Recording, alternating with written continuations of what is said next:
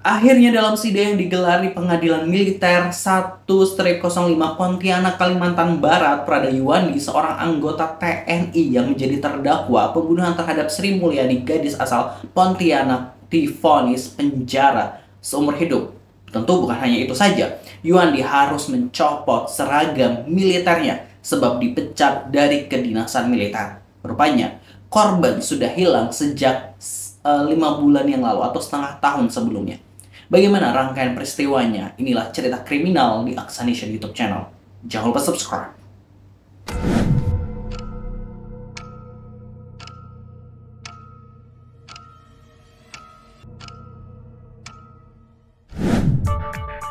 Seorang pemuda kelahiran Kalimantan Tengah bernama Yuwandi merupakan seorang anggota prajurit TNI Angkatan Darat yang lulus pada tahun 2020.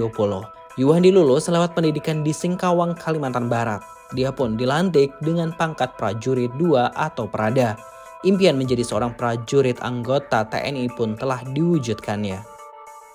April 2021, saat berselancar di dunia maya, khususnya di jejaring sosial Instagram, Yuwandi berkenalan dengan seorang gadis kota Pontianak yang bernama Sri Mulyani. Dan 1 tahun setelah berkenalan, keduanya akhirnya memutuskan untuk berpacaran. Rupanya perjalanan cinta Yuwandi dan Sri Mulyani ini tak selalu mulus. Keduanya malah sering terlibat cekcok adu mulut. Namun meskipun demikian, keduanya tetap melanjutkan hubungannya hingga ke jenjang yang lebih serius.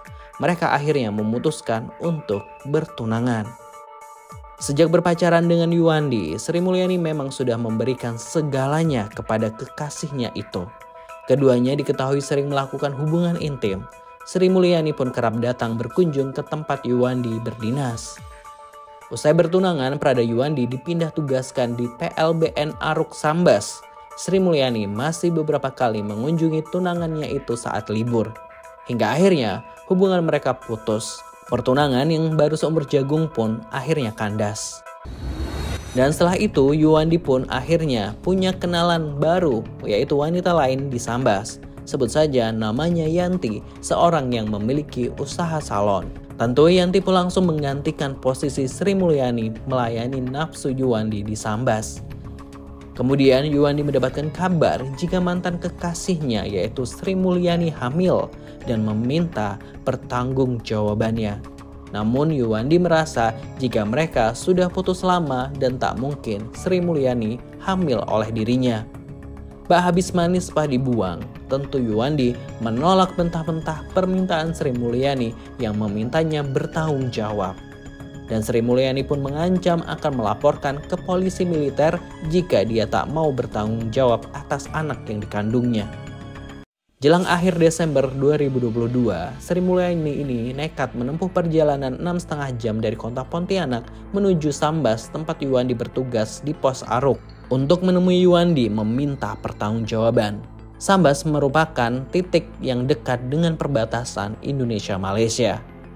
Kedatangan Sri Mulyani atas permintaan dari Yuwandi karena dia tak percaya begitu saja dengan pernyataan Sri Mulyani dan perlu melakukan pengecekan kehamilan bersama, sehingga membuat Sri Mulyani rela datang ke Sambas. Namun sesampainya di Sambas, sia-sia sudah perjuangan Sri Mulyani ketika akhirnya mengetahui jika Yuwandi rupanya sudah memiliki tambatan hati lain. Sri Mulyani pun meluapkan emosinya. Perjuangannya seakan sia-sia. 24 Desember malam terjadilah keributan besar. Setelah beberapa saat, Yuwandi mencoba menenangkan Sri dengan menjauhkan kedua wanita itu. Setelah dirasa cukup tenang, di pagi harinya Sri Mulyani pun akhirnya meminta untuk diantarkan ke terminal bus kepada Yuwandi. Namun bukannya dibawa ke terminal bus, Yuwandi malah membawa Sri Mulyani ke rumah kosong di dekat hutan. Disitulah dia menjegal Sri Mulyani hingga terjatuh. Kemudian dia menindih perut Sri Mulyani, mencekik Sri hingga tak sadarkan diri. Lalu Yuwandi memperkosa Sri Mulyani hingga kemudian membunuh wanita yang pernah dicintainya itu. Yang lebih jahat, Yuwandi sampai menginjak-injak perut Sri Mulyani. Setelah memastikan Sri tewas, Yuwandi kembali ke posnya bertugas dan meninggalkan jasad Sri yang tergeletak begitu saja. Di tanggal yang sama yaitu 24 Desember, Ning, kakak Sri Mulyani, mendapatkan pesan WhatsApp jika Sri sekarang berada di Sambas dan bersiap untuk menyeberang ke Malaysia untuk mencari pekerjaan. Karena kaget dan bingung dengan pesan tersebut, bagaimana mungkin Sri Mulyani memutuskan hal sebesar itu tanpa musyawarah dengan keluarga?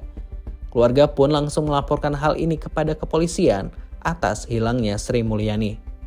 Laporan di polisi itu belum mendapat update hingga 1 bulan kemudian, di tanggal 21 Januari 2023, Ning kembali mendapatkan pesan dari adiknya Sri Mulyani dengan menggunakan nomor Malaysia yang mengabarkan jika dia sudah mendapatkan pekerjaan di Malaysia. Namun anehnya, Sri Mulyani tak pernah mau jika diajak video call.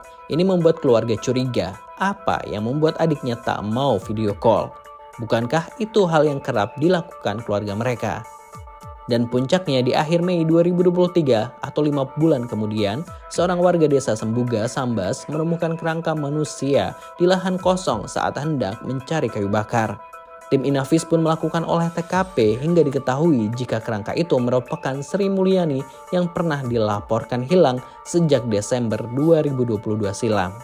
Dan penyelidikan pun dilakukan hingga tersangka mengarah kepada Prada Yuwandi, mantan tunangan Sri Mulyani. Yuwandi pun harus mempertanggungjawabkan segala perbuatannya dengan pasal pembunuhan berencana dengan hukuman penjara seumur hidup dan dipecat secara tidak hormat dari Kesatuan TNI Angkatan Darat.